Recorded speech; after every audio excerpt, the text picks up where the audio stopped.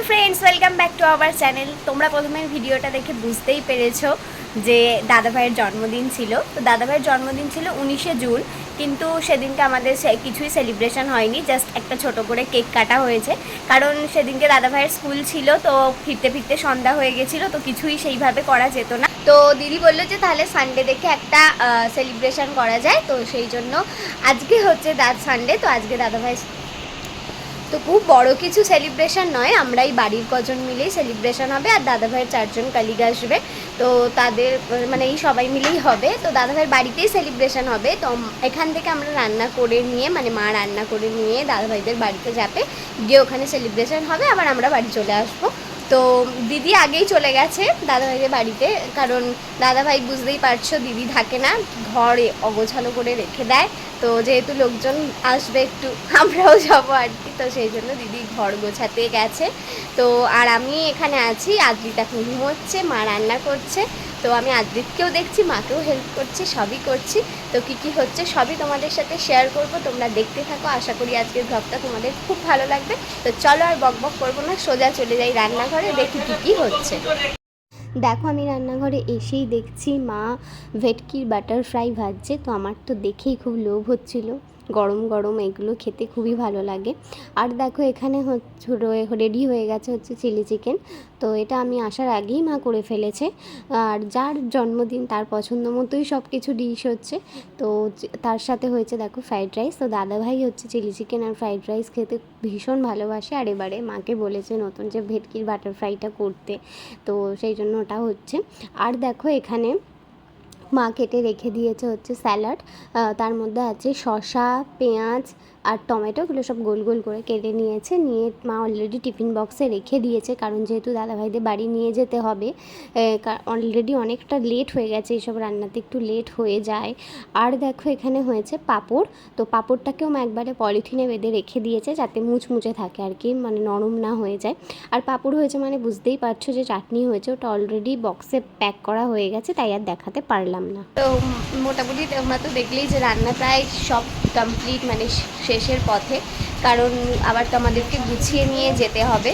তো চলো আর বেশি কথা বাড়াবো না, এখন যাই, গিয়ে স্নান টান সেরে নিয়ে আবার ওখানে যেতে হবে। আদ্রিতকেরও রেডি করার আছে, ওকে খাওয়ানোর আছে, অনেক কাজ আছে। তো ওখানে গিয়ে আবার তোমাদের সাথে কথা হবে। এখন tata.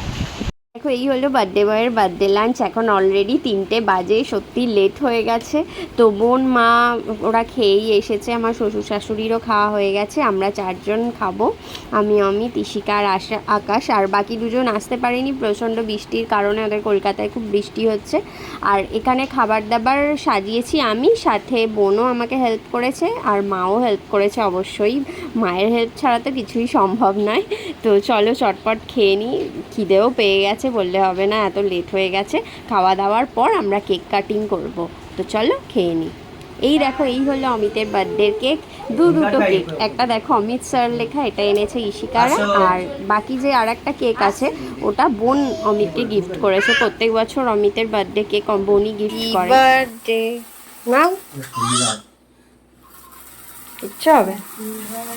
Happy birthday to you, happy birthday to you, happy birthday dear officer, happy birthday to you. Video করে যাচ্ছি, আবার তুললাম না। একেবারে ধরুন বার্থডে বয়, বার্থডে গার্ল বলে ফেলছিল। তাই করো, তাই করো। তুমি খাবে তো না, খাওয়াতে পারি। নিজেরাই ভিডিও করতে ব্যস্ত, আর খাবে কখন? কেমন ভালো? ভালো? ভালো? ভালো ছিল? একটু খেতে হবে নাকি? আপনি খাও। হ্যাঁ আপনি খান। তাই করো। এখন ঘড়িতে বাজে সন্ধ্যে 7টা। আমি জাস্ট একটু আগে এলাম বাড়িতে। আর বোন আদ্রিত আর মা তো অনেকক্ষণ চলে এসেছে। আদ্রিতের ঘুম পেয়ে গেছিলো, ও একটু বায়না করছিল, ওই জন্য অমিত মাকে বললো যে আপনি নিয়ে চলে যান ওকে, গিয়ে ঘুম পাড়িয়ে দিন, আমি একটু পরে আসবো। তো আমাকে একটু আগে অমিত দিয়ে গেল বাড়িতে। ইশিকা, আকাশ ওরা সব ছিল, সবাই মিলে একটু গল্পগুজব করা হলো। তো অবশেষে বাড়ি চলে এলাম। আজকের ব্লগটা কীরকম লাগলো অবশ্যই জানিও।